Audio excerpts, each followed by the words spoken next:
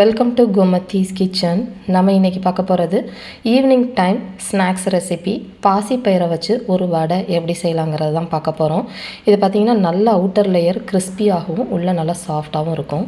கோமத்திஸ் கிச்சனை சப்ஸ்கிரைப் பண்ணாதவங்க சப்ஸ்கிரைப் பட்டனை ப்ரெஸ் பண்ணிக்கோங்க.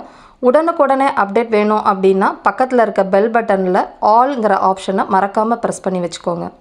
இப்போ வடை செய்கிறதுக்கு பருப்பு பயரெல்லாம் ஊற வைக்கணும். அதுக்கு பார்த்திங்கன்னா 1 கப் மெஷரிங் கப்பில் பச்சை பயிறு எடுத்து வச்சுருக்கிறேன். இதை பாசி பயிருன்னு கூட சொல்லுவாங்க. 1/4 கப் அளவுக்கு உடச்ச உளுந்து தோல் நீக்காதது எடுத்து வச்சுருக்கிறேன்.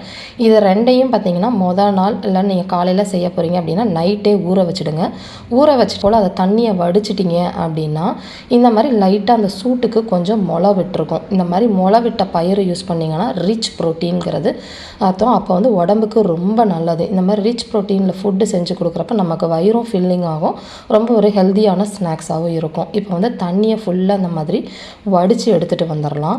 இப்போ ஒரு மிக்சி ஜாரில் காரத்துக்கு ஏற்ற மாதிரி 4 பச்சை மிளகா, ஒரே ஒரு வரமிளகாவை உடச்சி போட்டு சேர்த்துருக்குறேன். ஒரு சின்ன பீஸ் இஞ்சி சேர்த்துக்கோங்க.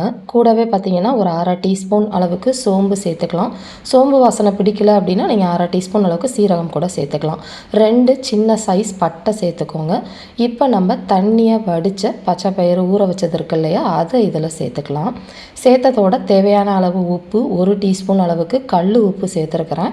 சேர்த்துட்டு இதை மிக்சியில் தண்ணி எதுவுமே ஊற்றாமல் கொஞ்சம் கரன்னு அரைச்சிக்கணும். ரொம்ப நைஸாக அரைக்கக்கூடாது.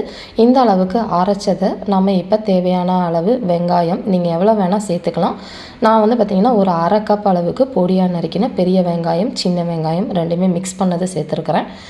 பொடியாக நறுக்கின கொத்தமல்லி இலைகள் கொஞ்சமாக சேர்த்துட்டு நல்லா கலந்துக்கலாம். பச்சை பயிரை பொறுத்த வரைக்கும் பார்த்திங்கன்னா கொஞ்சம் தண்ணி விடும். நீங்கள் தண்ணி தெளிக்காமல் விட்டாலுமே அதனால் அது அந்த மாதிரியே போட்டோம்னா எண்ணெய் உரிய ஆரம்பிச்சிடும். அதுக்காக ஒரே ஒரு டேபிள் ஸ்பூன் அளவுக்கு கடலை மாவு போட்டு சேர்த்துக்கோங்க. அப்போ மாவும் நல்லா திக்காக இருக்கும், உங்களுக்கு நல்ல வடை கிறிஸ்பியாகவும் இருக்கும்.